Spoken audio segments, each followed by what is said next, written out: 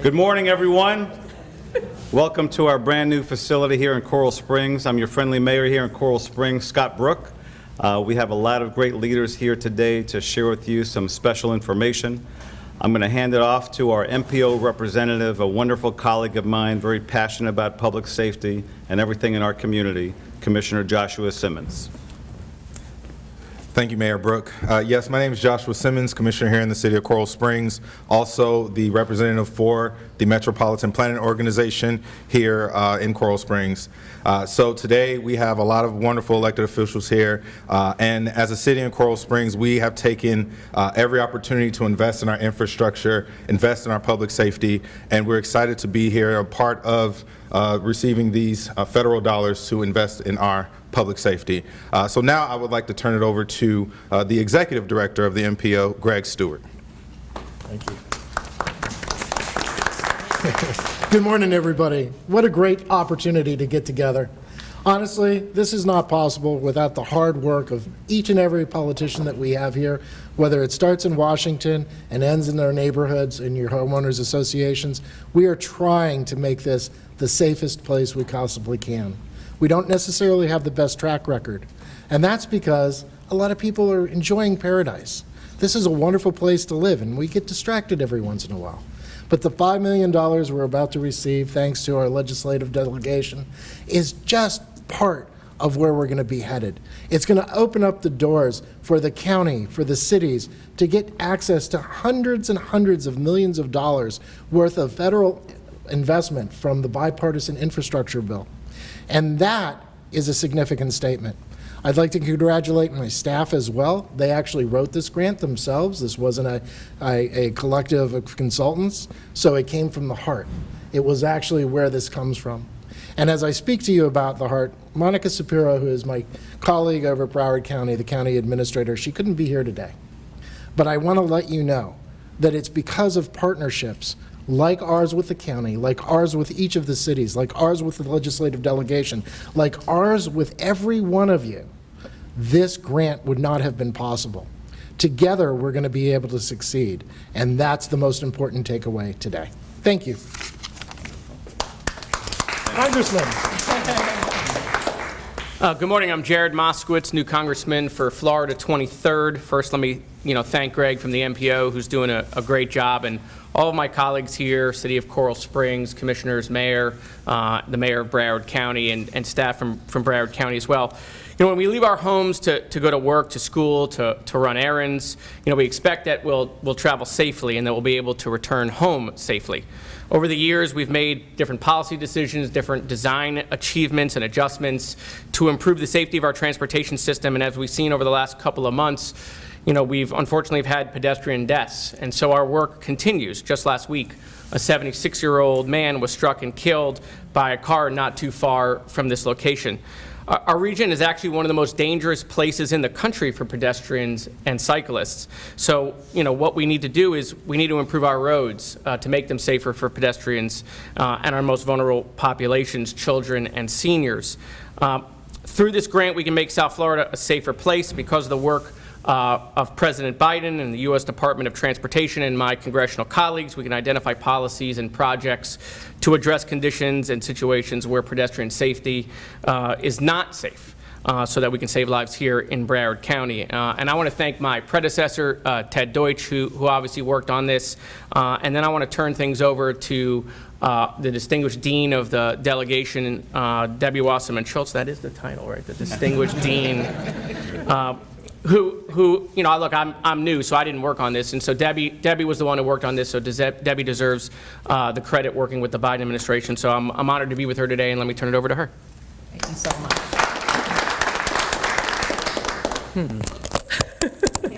Let me just say how thrilled I am that Jared Moskowitz has joined our congressional delegation, and we are going to continue to work together in partnership, just like Ted has, completely seamlessly. And his incredible experience both at the state level and in the legislature and at the local level before that is really going to bring us significant advantages to be able to make sure that we can cover all the expertise necessary to continue to bring in funds like this. And can I just take 1 minute? I'll take 10 seconds to acknowledge Greg, because he does we have the best MPO director in the United States of America, and I don't say that lightly. He is the consummate transportation official, a visionary, and someone who is a real consensus builder and brings together our municipal leaders like no one else does. So thank you so much. It is thrilling that we're here today to announce $5 million in federal resources that are going to, as Greg said, unlock vast resources from the Biden infrastructure law that I was proud to be able to join my colleagues in passing and sending to the president to make sure that we could make the kinds of investments that are so necessary. One that is maybe more under the radar is what will unlock these funds here with this $5 million grant. We in Broward County, we're the 8th largest metropolitan area in the United States. We're growing rapidly with more than 7 million residents in our region. But Broward County ranks as one of the most dangerous regions in the country for drivers, pedestrians, and cyclists. And that's been a designation that we've had for far too many years. The need for change is urgent, and as a community, we understand that confronting roadway safety is a shared responsibility, which is why we thoroughly support this regional countywide action plan. There's a lot of progress to report beyond the funding that we're here to discuss today. Inflation is dropping at the pumps and in the grocery aisles. Jobs are booming. We've created more than 12 million in 2 years, 500,000 last month alone. We passed historic legislation over the last 2 years. The Inflation Reduction Act cuts healthcare, drug, and energy costs. It makes historic climate investments while at the same time trimming the federal deficit and ensuring that corporations will pay their fair share in taxes.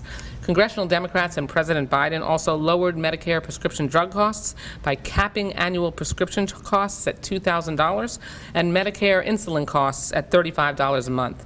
We also invested in Affordable Care Act premiums, saving the average American family $800 this year alone. We also passed the Safer Communities Act, which incentivizes red flag laws, strengthens the background check process, and curbs the boyfriend loophole and straw purchases. Now, it's not perfect, but it's the first significant reform that we've achieved when it comes to gun safety in the past 3 decades. That bill will save lives. No community knows that need better than ours does. And unfortunately, we were reminded of it again over the weekend by the deadly mass shooting at Michigan State University. And finally, on one more bipartisan note, Congress came together at the end of last year to pass the PACT Act to secure care for 3.5 million veterans exposed to deadly toxins when they have been in service to our country, and they can now get the care that they deserve. That and more all happened in the last 2 years alone. Our residents across Broward County will benefit tremendously from the Safe Streets and Roads for All action plan. Ensuring our transportation system is safe, sustainable, and accessible is of significant importance, as some of our most vulnerable and historically disadvantaged populations are the most impacted. By awarding this grant, the Department of Transportation enables local transportation planning partners to provide solutions to increase roadway safety quickly and equitably, and I'm proud of our local government leaders, many of whom are joining us here today, for working together so closely to make this happen. Now, Congressman Moskowitz, let's go present them this check. Perfect. Thank you, thank you. We probably should move in front of the podium. Here we go. We are pleased to present you with a check for $5 million to make sure that our streets and roadways and byways are safe. You can't deposit this at the ATM. What about mobile deposit? Yeah, exactly. It's a little too big. Could you go with this way, please, Steve, for us on this side? Great. Thank you so much.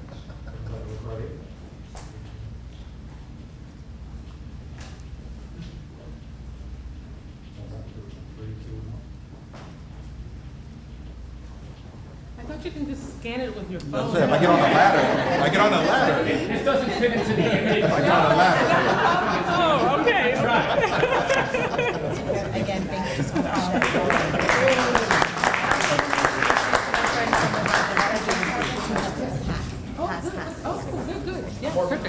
think you're up. So I guess Lamar Fisher.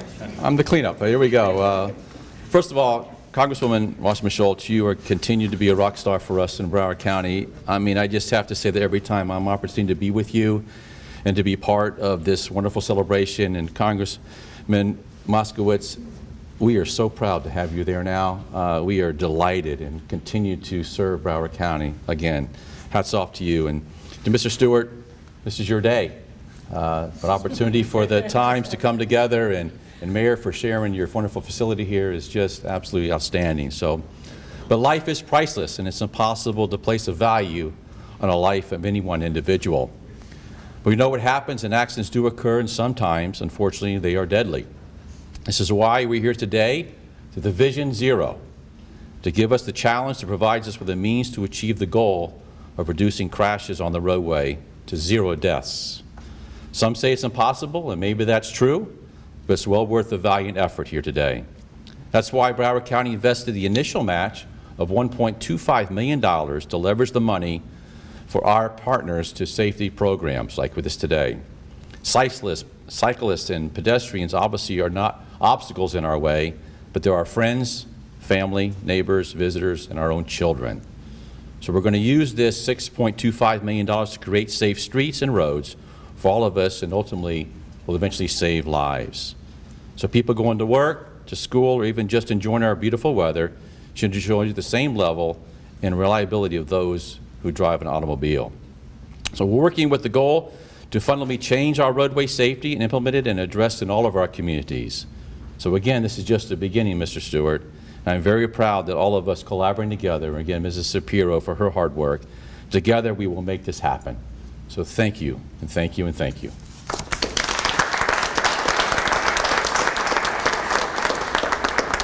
Do you all have any questions? Hi, Albert. This is whoever wants to take it. This is a big chunk of change. So what can people in the community actually expect to see physical changes? Is it better pedestrian crosswalks? What can we I'd say actually that's Greg. Yep, that's great.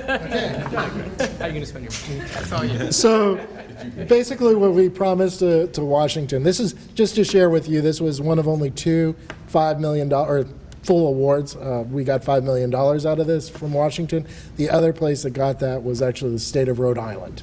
So just to share, if you like, the legacy, and we are bigger than Rhode Island. That said, you're going to see a lot of tactical type urbanism programs come out for each and every one of our municipal governments in the county for low-cost, high-impact safety projects. And that's part and parcel of one of the things that we're going to be moving forward. But as Congresswoman Schultz basically said, it actually opens up additional money. So the safety plan itself is the valve. And if we open the valve wide enough with the safety plan, communicating with each one of the cities in the county and all of our providers to actually look and say, how can we make roadways safer to get to your businesses, to get to your houses, to get to schools? The school board's going to play a very important role in this as well. You know, as you look at the improvements that were going to happen, you could see anywhere between $500 million ultimately coming down to Broward County for roadway improvements. This is just the first step. If our goal stays true and we look north to that goal and keep our eye on that, it's going to actually bring the discretionary money down to our communities to build new intersections, to put in the latest technology as far as for traffic signalization, to put in flashers and beacons necessary for the safety of people crossing roads. It's going to actually build facilities that aren't necessarily designed to go 65, 70 miles an hour, but to actually go 35, 45, our posted speed limits. Most of our roadways are over-designed and over-capacity. So that is one of the things that we're actually going to be looking at as well. And I couldn't be more grateful. And honestly, for a particular reason, my father particularly got into a car accident up in Palm Beach County and died. It was, too soon for him to go, but it's something that comes back and hits you in the heart. And recognizing that that could happen to my father, it could happen to a veteran with getting off a BCT bus going to, in this particular city, going to a VA clinic. It is those things that actually make us move forward and try to make the best infrastructure possible. Because whether you're 2 or 100, it doesn't matter. Those lives are valuable. And more questions? Can you talk a little bit more about things that we'll see? Like you mentioned technology beacons and things like that. What else? We're talking about sidewalks, better lighting, things that Actually, yeah, and I encourage you to talk to my team members that are here today on the very specific details that this is going to build out. But that said, street lighting, pedestrian lighting, a lot of our lighting is designed for the roadway to light up the road and not necessarily the sidewalk. It's, you know, it's actually technology that's necessary to know when roads are actually, when people are speeding down roads and actually help the pedestrian get across in that type of environment. It's putting in the infrastructure that's necessary for vehicles to communicate to the traffic lights. There are so many different aspects of this. I encourage you, God, here we go, to go to www.browardmpo.org and look up Safe Streets, because this is a particular area that you'll find many more details.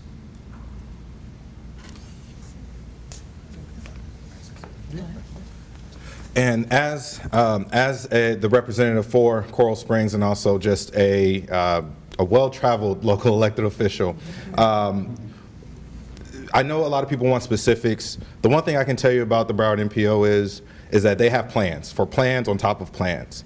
And every community in Broward County is a little different. And we're all going to have different challenges, different needs, different requests. And so as we continue to receive these dollars and we continue to build the plans, you're going to see that we're going to have improvements that cover the entire county, but then different improvements that touch on different cities and neighboring cities. So that just kind of want to level set there with you all on that, kind of looking for specifics on where these dollars are going to go. And just last but not least, the key thing here, besides the projects that will be generated by this $5 million, is all of the dollars that this funding and the plan that will result from it will open up, because we are much more likely, the funds in, federal funds are competitive dollars, nearly always. And so making sure that your community, particularly for infrastructure dollars, are absolutely the most ready comparatively to bring in dollars that are available going forward. That's what this Safer Communities plan will do, and the investments that they're making now will make more resources possible, because we'll be more prepared than other communities as a result. Is there an amount that we can expect to see in the long run as that kind of opens up the? Our goal is to get about $500 million down here in very physical improvements that you'll see. So we want to leverage this 100 to 1. And roughly, what's the timeline for that? We have 1 year to put this together, and then it's going to be up to each one of our communities to figure out where they're going to apply for. The plan itself actually, will take and tie together all the different things everybody's been doing and try to create a unified effort. That's why the state of Rhode Island actually was successful at it too, smaller than us. But that said, that was really how you kind of get the discretionary funds that are part of the bipartisan infrastructure bill. Thank you all so much. Thank you. Thank you. You're welcome.